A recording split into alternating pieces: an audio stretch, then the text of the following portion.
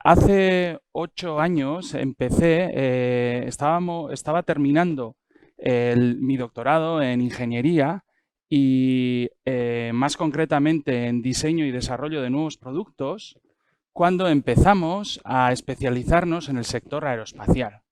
Y tuve la suerte de viajar a algunas de las ciudades más importantes de la industria aeroespacial en Europa. El viaje más interesante e impactante para mí fue el que realicé a Rusia, a la ciudad de Chukovsky. Esta ciudad de 100.000 habitantes, en la que todo gira en torno a la industria aeroespacial, hace 100 años no existía. En este lugar solo había campos de cultivo agrícolas. Pero el sueño de un grupo de científicos consiguió convertir este territorio en el centro y capital mundial en la carrera espacial en muy pocos años, haciendo que el primer ser humano llegara al espacio. Algo que ha sucedido en otros lugares del mundo y en otros momentos de la historia, como la revolución tecnológica que vivimos con su epicentro en el Valle de Santa Clara, en Silicon Valley. Con todo esto me refiero a que es esa explosión de libertad de un reducido grupo de personas cuya onda expansiva abarca todo el mundo. Eso es lo que me fascinó e hizo que empezase a ver de otra manera nuestro día a día. Y es así como, salvando las distancias, por supuesto, un reducido grupo de compañeros nos planteamos por qué no nos lanzábamos a construir un coche volador. Algo con lo que el ser humano ha soñado desde siempre. Los libros y las películas de ciencia ficción siempre han relacionado el futuro con los coches voladores. Blade Runner así imaginaba el año 2019. Pero nos preguntamos, ¿entonces hemos llegado ya a ese futuro?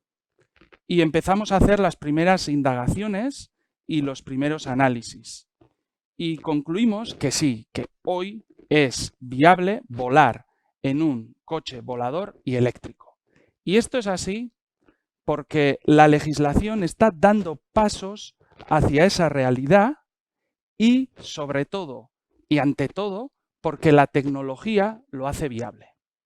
Desde el punto de vista legislativo, hay 5 ciudades, como son Tokio, Singapur, Dubái, Los Ángeles y Dallas, que planteaban hacer ensayos de vuelos reales con personas este mismo año en áreas urbanas.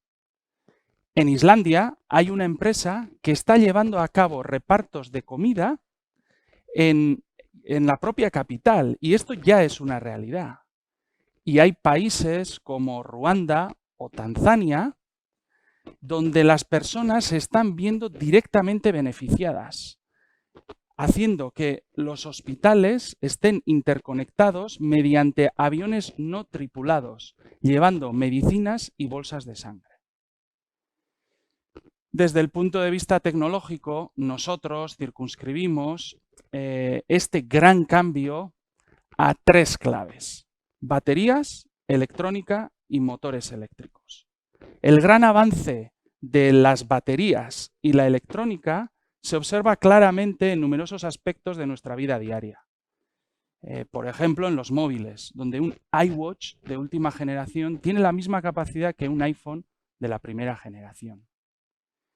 La evolución de los motores eléctricos, al igual que ha sucedido con los coches, en aeronáutica ha permitido la sustitución de sistemas como las turbinas, sistemas muy complejos de hasta 20.000 piezas en aviones grandes, por motores eléctricos. Motores eléctricos que son sistemas mucho más sencillos, de unas 50-100 piezas.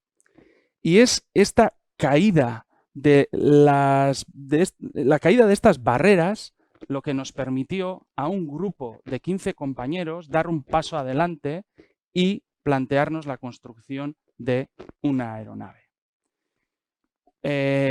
Lauren. Lauren es como lo llamamos a la aeronave y lo definimos como un dron de drones, donde cada uno de los drones se mueve libremente en torno a una esfera, a una junta esférica. Y esto hace que nuestra aeronave tenga una serie de ventajas competitivas claras. Es más segura frente a condiciones climatológicas adversas, por tanto más estable y con un mayor confort. Alcanza velocidades más elevadas que el resto de los sistemas que se están probando similares a los drones convencionales. Y la tercera ventaja, que es una mayor precisión en el aterrizaje y en el despegue. Pero además de todo esto, nosotros concebimos Lauren para responder a los dos grandes escenarios que se están dibujando. El primero, el transporte de personas de centros urbanos a la periferia, a los aeropuertos. Por ejemplo, a los aeropuertos.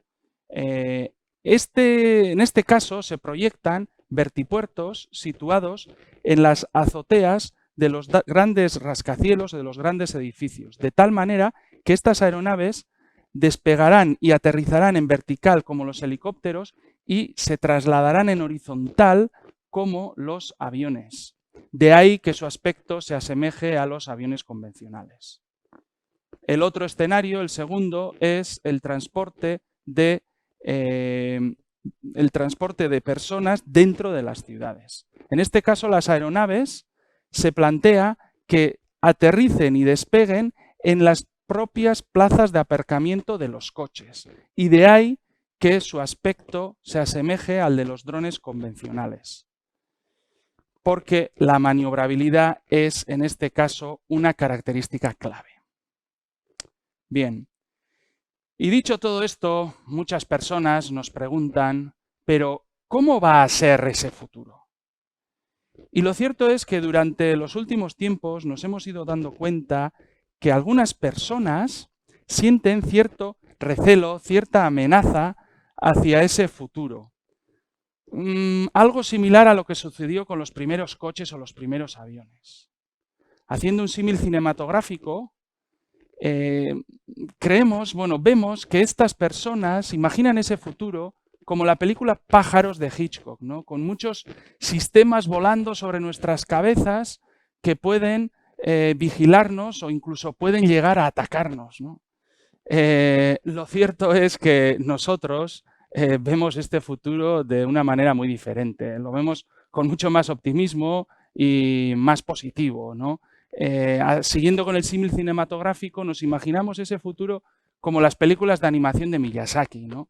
Quizá porque durante los últimos años una de nuestras grandes pasiones ha sido perseguir el sueño de Cradle to Cradle, de la economía circular, de replicar esos ciclos de vida de la naturaleza también en la industria. ¿Os imagináis si fuésemos capaces de reducir el enorme número de carreteras que tenemos en áreas rurales y en la periferia de las áreas urbanas y consiguiésemos, ¿no?, eliminar todas esas carreteras con una densidad de tráfico muy baja y permitiésemos a la naturaleza que recuperase esos terrenos con bosques y vida animal? Y si además de esto hiciésemos que esos pocos trayectos se hiciesen por el aire construyendo aeronaves con formas de pájaros e insectos, ¿no?, como imaginaba Miyazaki en las películas, pues hacia ahí estamos dando poco a poco pasos, haciendo, con diseños biónicos que repliquen formas de organismos vivos en las estructuras de las aeronaves y con inteligencia artificial para que sean autónomos en sus vuelos. Pero seguimos soñando, ¿no? Y también soñamos con fotos aéreas como esta, en la que en algún momento dudemos si estamos viendo una foto de un área urbana o de un área rural. Porque imaginamos que en las ciudades del futuro las calles se puedan convertir en bosques y praderas, haciendo que el transporte subterráneo se complemente con el transporte aéreo y liberando de esta manera la superficie terrestre. E incluso, ¿por qué no? ¿Por qué no imaginarnos también jardines verticales en las fachadas de los edificios? Como así fue en la mítica ciudad de Babilonia, ¿no? Bien, la realidad es que, bueno, todo esto no va a ser fácil, pero creo que es importante tener sueños y luchar por llevarlos a la realidad. Tal y como hicimos con Lauren, creemos que vamos a ser capaces de acercarnos a estas imágenes con las que hoy solo soñamos. Mil esker.